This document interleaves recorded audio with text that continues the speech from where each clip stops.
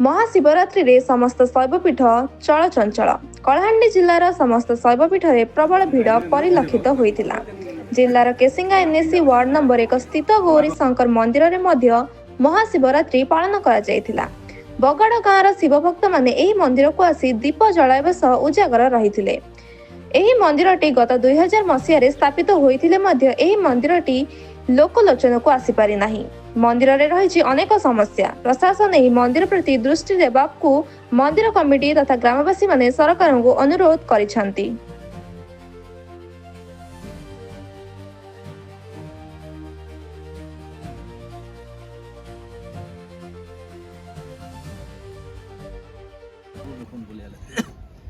महाशिवरात्रि उपलक्षे कलाहांडीर विभिन्न शैवपीठ प्रबल श्रद्धालु भिड़ देखा मिलता।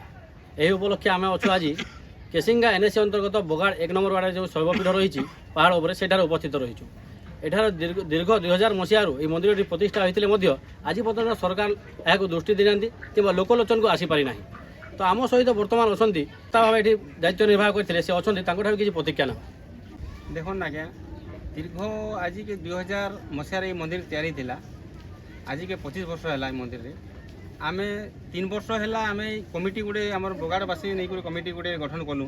3 वर्ष है आमे ये शिवरात्रि उजागर आमे करुचु और गाँव समस्ते आसिक उजागर रोचु।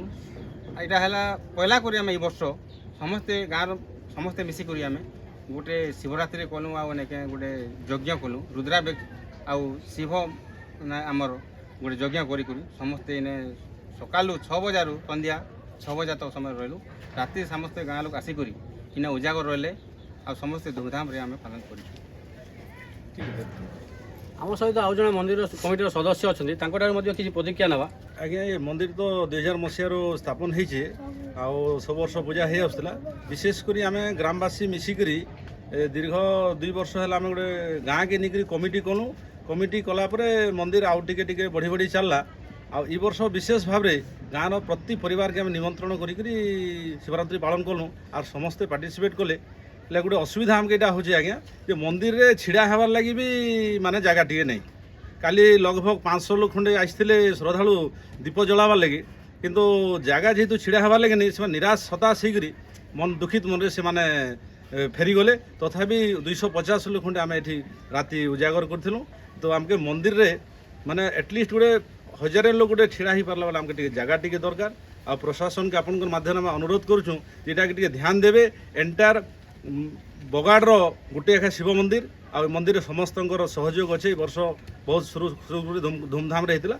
आ मंदिर केंद्र टिके डेवलप हो पार्बा लोक केंद्र छिड़ा ही पार्बे सेटा के टिके दृष्टि देवे आमर आशा और विश्वास।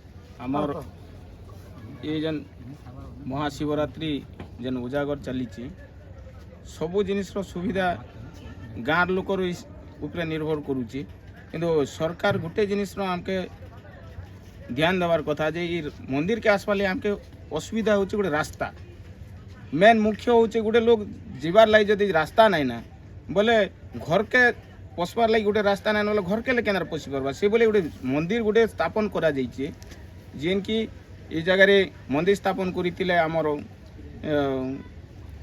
मोहन अग्रवाल तांके ताकर जितकी करबार शक्ति सेतकी कले किंतु मंदिर के आसपार पाई गोटे रास्ता नहीं।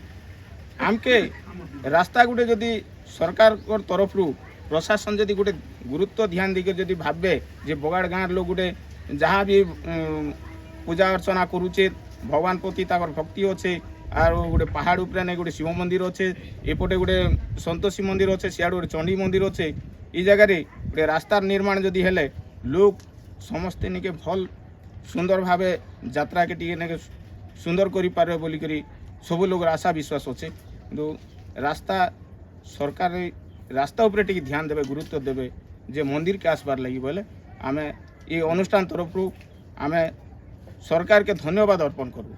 आपड़ जमी शुणुले बगाड़ गाँ रही बगाड़ गाँव में पाखापाखि 2000 ରୁ 2500 लोक बसवास करुँच। यही मंदिर गोटे मात्र मंदिर रही କାଲି ସନ୍ଧ୍ୟାରେ ଏଠାରେ 500 ଲୋକରୁ ଅଧିକା ଲୋକ ଜନସମାଗମ ହୋଇଥିଲା, କିନ୍ତୁ ବସିବା ପାଇଁ ସୁବିଧା ନଥିବାରୁ ବହୁ ସଂଖ୍ୟାରେ ଲୋକ ପଳେଇଥିଲେ। ତ ତାଙ୍କର ଡିମାଣ୍ଡ ହେଲା ସରକାର ଏଥିପ୍ରତି ଦୃଷ୍ଟି ଦିଅନ୍ତୁ, ଯେ ପ୍ରଶାସନ ଅଛି ଜିଲ୍ଲା ପ୍ରଶାସନ ତାଙ୍କୁ ନିବେଦନ କରୁଛନ୍ତି ଏଥିପ୍ରତି ଦୃଷ୍ଟି ଦେବା ପାଇଁ।